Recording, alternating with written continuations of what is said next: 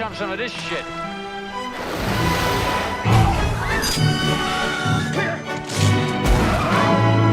Are you even listening to me?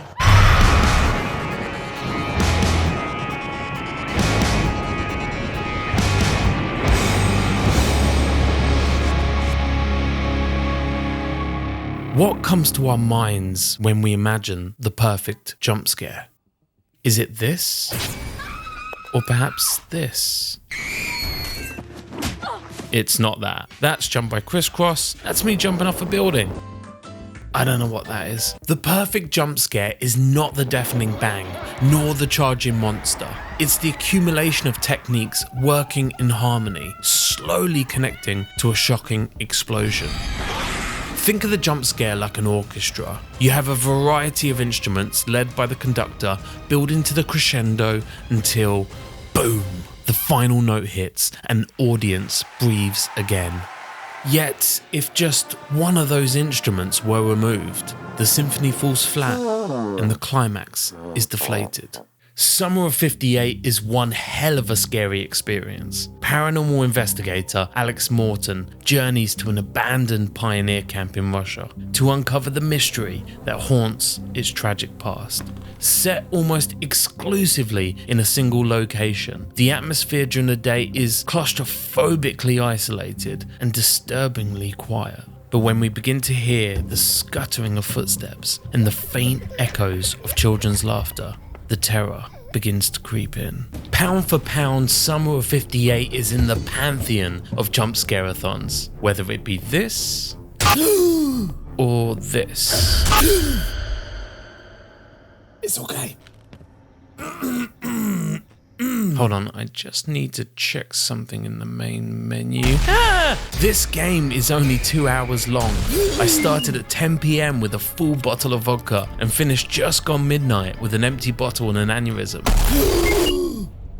So okay. To identify what makes these scares devastatingly effective, we're going to dismantle the jump scare into 3 stages. Stage 1, the fish out of water.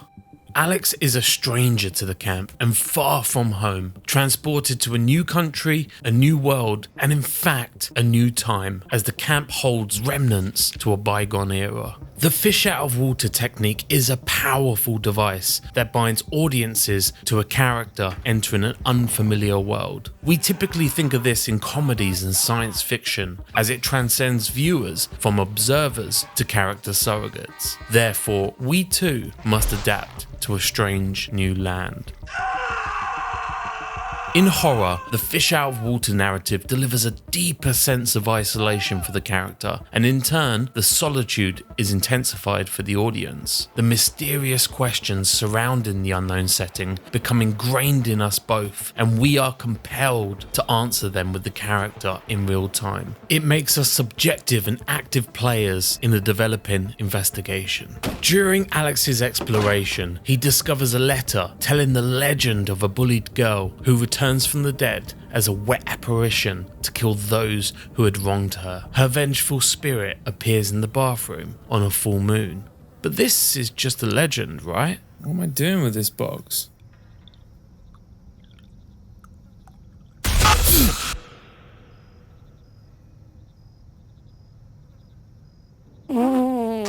This setup resembles the now infamous diner scene in David Lynch's Mulholland Drive, where we see Dan describe to his friend Herb of the reoccurring nightmare that plagues his waking days. I had a dream about this place.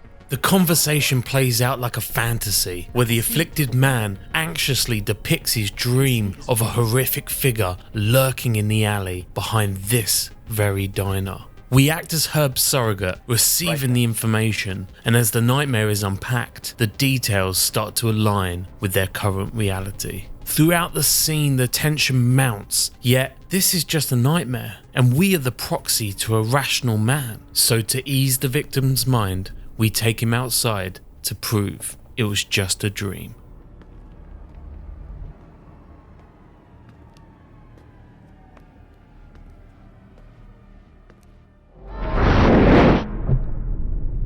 What elevates this and the bathroom jump scare is the misdirection of leading us away from the reality of horror with the phrases legend and dream. When we don't believe the threat is real, the shock becomes truly devastating.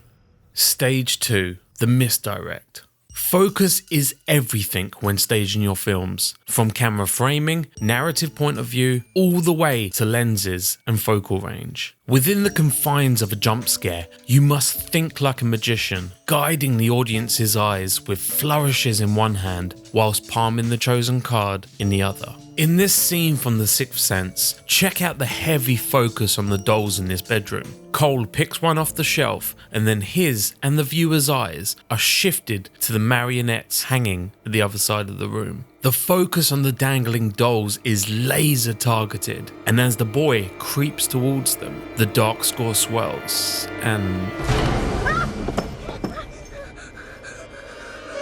Meanwhile, back at camp, get the f*** out, we discover a missing fuse. got one of those old electrician ghosts. And restore the building's power, only to be welcomed by this creepy banger playing from the children's bedroom. Fearlessly, we head towards the sound and find a radio playing this monstrosity. We switch it off and all is calm. As darkness falls, we activate the camera's Kermit filter and roam the halls. Oh, everything's creepier with green. Suddenly, we hear the godforsaken music playing again from the children's bedroom. No, I don't want whatever you're selling. Except this time, we're familiar with the room, and as the radio safely turned off last time, the illusion of security is present. Except... the footsteps behind is yet another misdirect. We anticipate a danger lurking behind, spin around to nothing and exhale. For a few beats, we relish in that relief, and just when the exit is within reach, the magician has seized our gaze by flourishing with the footsteps and radio, but we never considered the card hidden in their palm. It's all good. Notice the light across the hall? The rectangular door frame obscuring our vision? And the handprints on the floor leading forward? All of these are visually guiding us away from the scare leaping from the right. These crafty methods are the instruments that escalate the scare, but it's the final movement of our jump scare symphony that delivers the jolt, and this is the sting.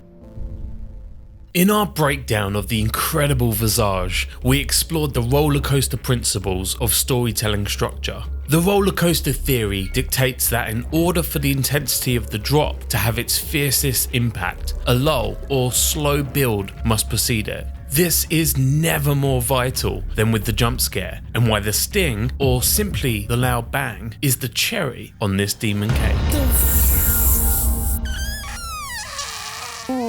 Alfred Hitchcock's filmography is the cat's pajamas of tension. He famously stated, "There is no terror in the bang, only in the anticipation of it." Once the gun is fired, there is nothing left for the audience to fear. In order for the sting to ass blast our souls from our body, the bated breath leading to it must be equally potent. Nope. In the final act of Summer of '58, Alex travels to an abandoned hospital. And if you thought Campy McGhostface was an unholy clusterfuck, then just wait till you witness this hellscape. We trade Wet Sponge Sally and the giggles of ghost children for the clanking of metal, groaning of rusty pipes, and this devil spawn shaking her groove thang. I'm gonna call you Beatrice. Ladies and gentlemen, coming to the stage is Beatrice. Beatrice coming to the stage. But this hospital holds the answers to the tragic events of 1958, so we pull up our ghost pants and dig deep. We yank this cupboard to reveal a hidden room. We trudge through a sea of skeletons to find a safe filled with documents that unravel the terrible acts in the camp. It's a pin drop atmosphere that takes us to a somber and emotional mental state. We're so wrapped up in the discovery and urgency of the reveal that we forget one thing. This game is fucking terrifying. Okay, let's get out of it. This is the final sting. It's loud and aggressive, and even after the mountain of trauma thus far remains horrifically unexpected. This sequence contains all 3 jump scare stages. Stage 1, the fish out of water. Alex is in an unfamiliar, isolated location, discovering the answers concealed in his new world. Stage 2, the misdirect. The grotesque hanging body, skeletons and obscured vision steer our focus towards a false danger. Stage 3, the sting. Absorbed by the emotional story unfolding and the quiet atmosphere, the roller coaster ascends and bang, the big drop. Before we wrap up, let's look at a first-class example that encapsulates everything we've just covered. This is Mike Flanagan's The Haunting of Hill House. Why don't you listen? I don't know. I'm telling you. I'm trying to tell you. I don't need to hear your excuses. I'm not making your excuses. bullshit. Like anything in film production, there are no hard and fast rules to achieve your vision, and the jump scare is no different. What we've just laid out is simply one method to guide you on your journey. We learn the rules so we know how to break them. Hit us up in the comments with your favourite jump scares and bippity bop the subscribe bell so you don't miss any of the fun. And until next time, that is a wrap.